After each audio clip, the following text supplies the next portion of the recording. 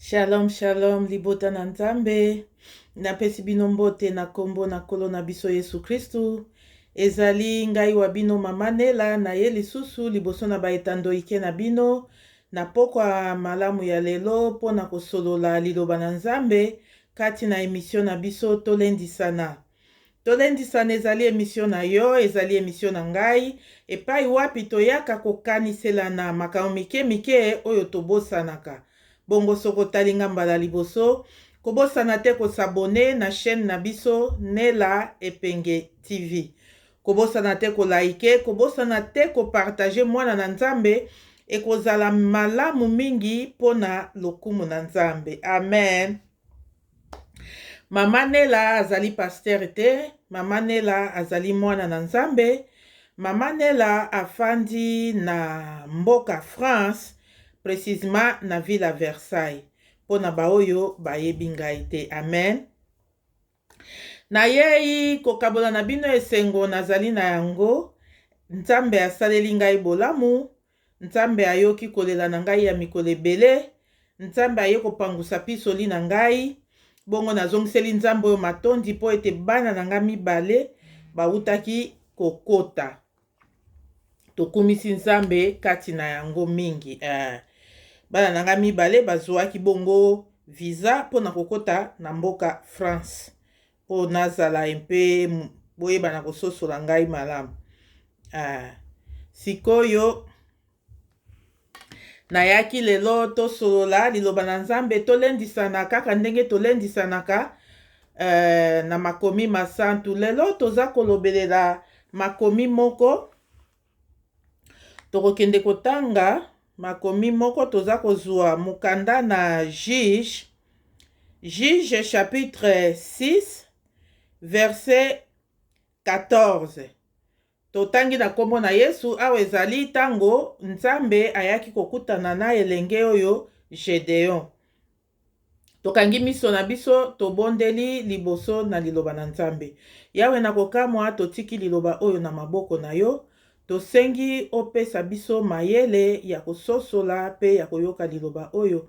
Molimo mosantu molakisi malamu lakisa biso. Fongola matoi na koyoka po ete moyoki moko na moko ayoka pe akata tina. Totelemeli bokonzi nyonso ya molili. Tozangisi yango makoki na kombo na Yesu. Totini yango na bisika bikauki. Zala nzambe longo moko na biso na kombo na Yesu. Amen. Amen. Ok, tokozwa mukanda na nzambe, Juge chapitre 6 verset 14. Totangi na kombo na Yesu. L'Éternel se tourna vers lui. Awa nzambe azali koyebisa Gédéon. Et dit, va avec cette force que tu as et délivre Israël de la main des Madians. N'est-ce pas moi qui t'envoie? Amen. Toyoki liloba na nzambe. Awa nzambe azali koyebisa Gedeon. Parce que Gedeon oyo, amimonaki ete azalaki mwana muke, amimonaki ete azalaki na nzambe te, amimonaki ete akokaki kosala eloko te. Yango nzambe ayebisaki Gedeon oyo, pona kokembisa Gedeon, pona kolendisa ye, nzambe ayebisaki Gedeon, va avec la force que tu as. Eloko nini nalingi naloba wa lelo, nalingaki na ya koyebisa yo mwana na nzambe moko. Nalingaki na ya koyebisa yo mutu oza kolanda ngai. Ne te sous-estime pas. Bato ebele ba perdre ba chance na bango. Bato ebele bazangi kokoma na ba destine na bango. Pona baza ko se sous-estimer. Eloko ebomi bato ebele. Nzambe ayepe koyebisa Gedeon awa. Va avec la force que tu as. Elingi koloba mwana na nzambe nyonso. Oyo nzambe akelaki yo. Yo temple de Dieu. Tempelo ya molimo mosantu. Nyonso oyo oza kolanda ngai. Oza na force. Nzambe akelaki yo nango. Tozali biso nyonso na force oyo nzambe apesaki mutu na mutu pona kosala eloko. Sikoyo molimo mabe oyo ya sous-estimation oyo eye kolata bato. Bato bazoyeba lisusu ko saisir opportunité te. Pour mutu a saisir opportunité, c'est tout un problème. Azo mitu na nantu, est-ce que ça va marcher? Comment je peux faire? Est-ce que je sais parler?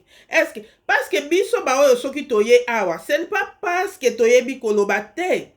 Toboyi kaka ko se sous-estimer. Toyebi ke nzambe mutu azali ko accompagner biso. Tango yo mwana na nzambe oyo yebi ke oza guidé na molimo na nzambe, oza guidé na molimo mosantu, tu t'abandonnes seulement.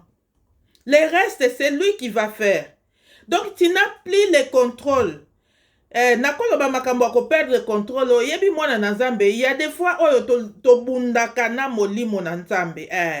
Okomona ozo gérer vie na yo, ozo contrôler vie na yo, ozo contrôler ba activité na yo. Un moment donné okomona o perdre le contrôle. Tu n'arrives plus à contrôler eloko moko. Donc tout est devenu compliqué, tu ne sais plus gérer, tu n'arrives plus à rien faire. Moi, je suis passé par là il y a longtemps. À chaque fois, je blâmais Dieu. À chaque fois quand rien ne marche, quand je ne comprends plus rien, pour moi, c'était qu'il m'a laissé en fait. Pour moi, c'était que Nzamba tikingai, Nzamba ozawapi, regarde comme je suis là, ozawapi, yango ata jedeo yalobaki, est-ce que soki biso tozalaka na Nzambe, tolingaki to mona pasi yo tozali komona. Ozomona. Yango na Nzamba yebisaki, va avec la force que tu as. Nalekisaki ta na ngai nako blâmer Nzambe, nako tuna Nzambe s'il était là, nako tuna Nzambe s'il me voyait, nako tuna Nzambe s'il comprenait ma souffrance. J'étais une femme oyo bato ebele baebi Maman Nela ki asekaka. Maman Nela asekaka, elle est gentille, elle est souriante, mais nakati tamsusu na sekaka te. À l'intérieur de moi, c'est une femme qui pleure. Bongo kolela wana, j'ai passé mon temps à blâmer Dieu. Pourquoi ça m'arrive? Pourquoi moi? Pourquoi seulement ceci? Pourquoi cela? Pendant que j'avais une force à moi, que je pouvais faire quelque chose.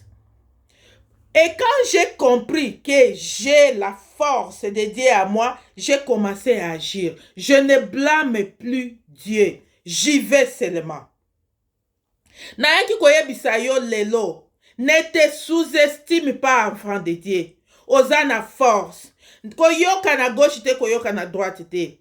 Nayebisaki bino awa, nakumisi Nzambe po ete bana na nga mibale bautaki kozwa visa long séjour po baya kokota na France.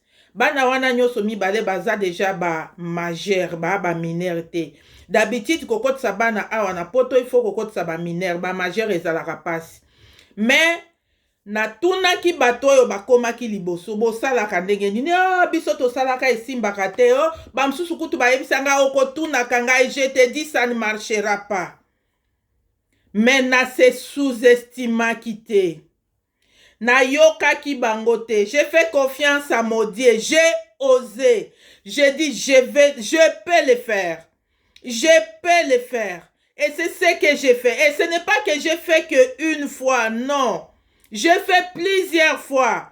À chaque fois, j'ai échoué et j'ai recommencé. J'ai regardé na sala kiao. Ba répondre ngawa boy boy. C'est que cette fois-ci, il faut na sala lokoyo. Na sali. Ba répondre ngai tete awa eza boy te eza boy. Na lobi ok, il faut na kokisango jusqu'à ce que le loba na bakoti. Eza facilité. Eza facilité ozala musika bana musika. Nela mukolo moko te natikala kokanga telefone na ngai. Telefone na nga nakangaka yango te. Ezalaka polele. Bako benga heure nini? Na 0h, na 1h du matin, maman biso awa pasi, maman ça ne va pas. Il y a même des gens qui me disaient, oh, tu peux éteindre le téléphone la nuit parce que na butu okokoka kosala eloko te. Nabite. Na yoka kaka. Bango petango bako yoka ke maman elle est au courant, bako zwa makasi. Ezalaki facilité. Mais, na se sous-estimaki te. Na ba conseil, na ba toyo bayaki ko décourager, ba oyo na kende ki liboso. Soki toko sala démarche muke awa, na Luc, chapitre 9, verset 62, yebisi biso, Jésus lui répondit, quiconque met la main à la charrie et regarde en arrière n'est pas propre au royaume de Dieu. À chaque fois, Tu as l'opportunité devant toi, mais tu regardes en arrière. Tu as la réponse. On te demande juste oui ou non. Mais dis seulement oui. Tant que monique mutema na yo ezopusa yo ndima. Mais mutu satana ye ayebisi yo nini. Alatisi yo orgueil. Ayebisi yo ne dis pas oui de suite. Bakokanisa lokolo tulaki. Zela nanu abondela yo mwa muke, après tu peux faire. Tu sais que tu as la capacité de faire la chose. Oko salango lelo, mais regarde comment tu tardes. Regarde comment tu recules. Regarde parce que tu te sous-estimes avec l'orgueil qui vient t'attraper. Nayoka ki mutute.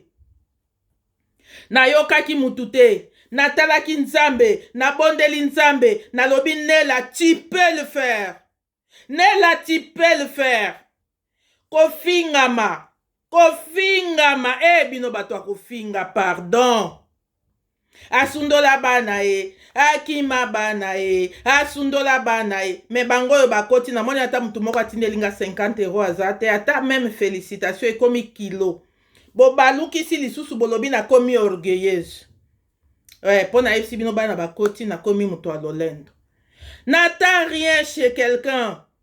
Kozela eloko te pa na mutu. Batu balobaka kaka. Batu balobaka kaka mama.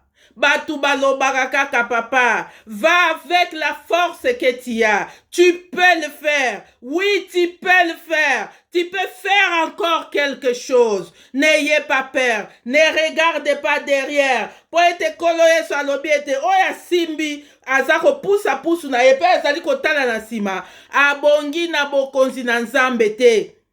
Mais tu as la réponse. On te propose quelque chose. Tu as la réponse.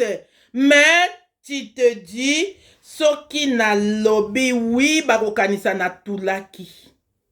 Regarde l'orgueil. Tala ndenge bato ebele bazanga ba opportunité.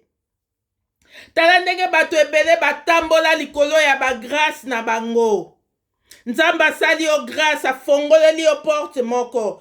Et pas na mutu moko ya fongoli motema ayambi yo. Reste tranquille.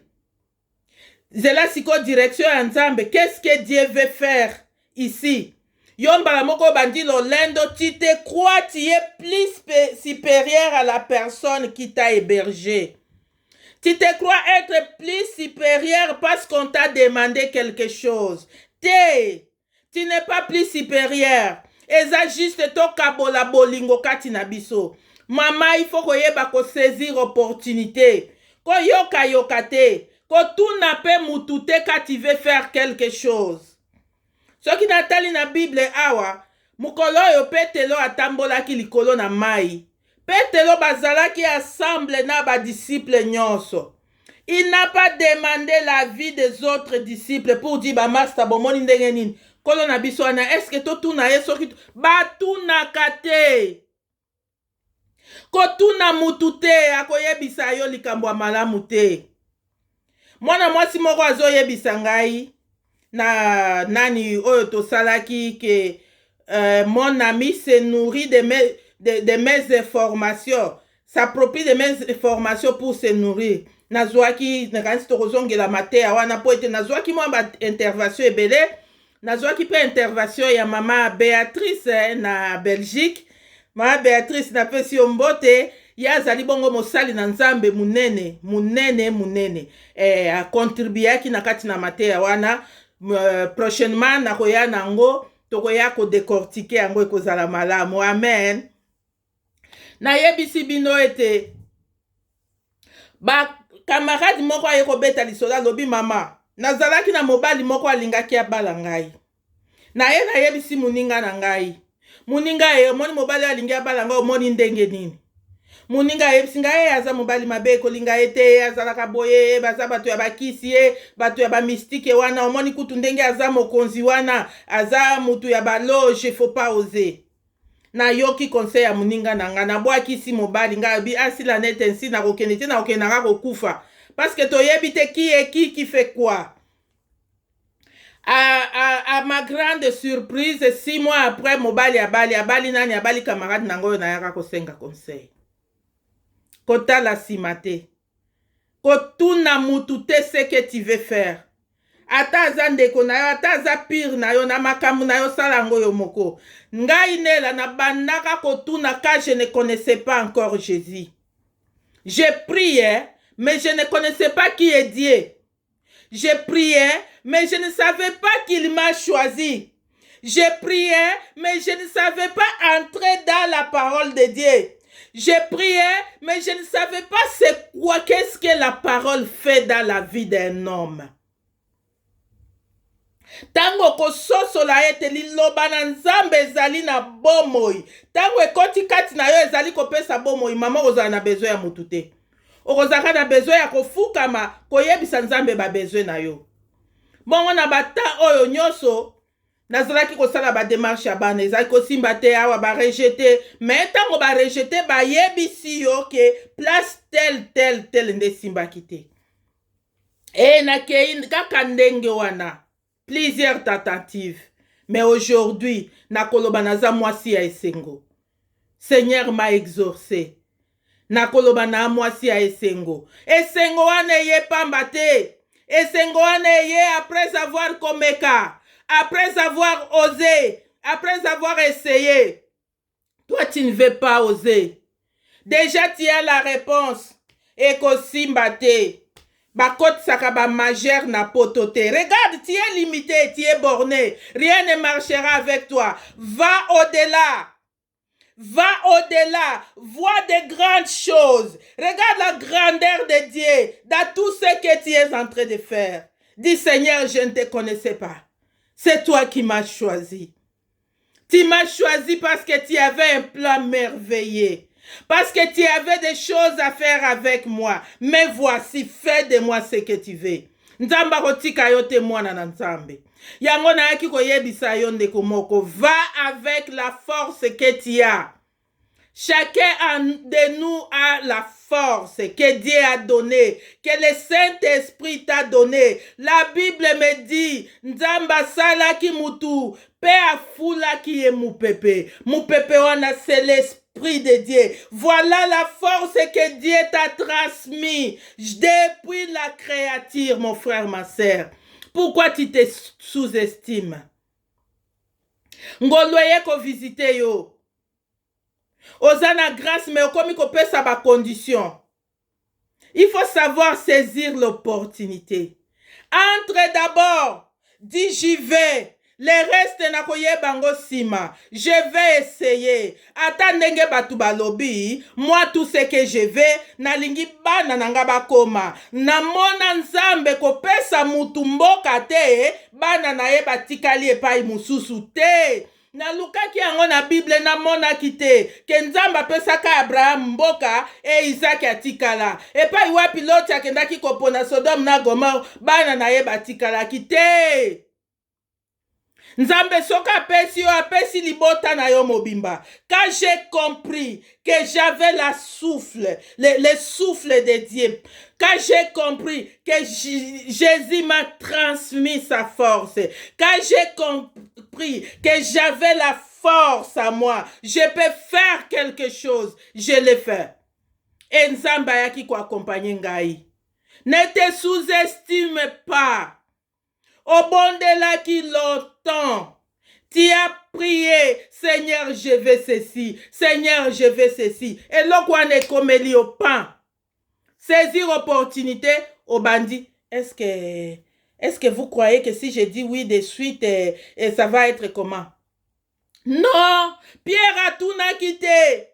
Pierre a tout n'a quitté. Pierre a dit c'est maintenant ou jamais. Il dit Seigneur, si c'est toi, fais en sorte que je vienne vers toi. Et hier soyez misaki Pierre vient.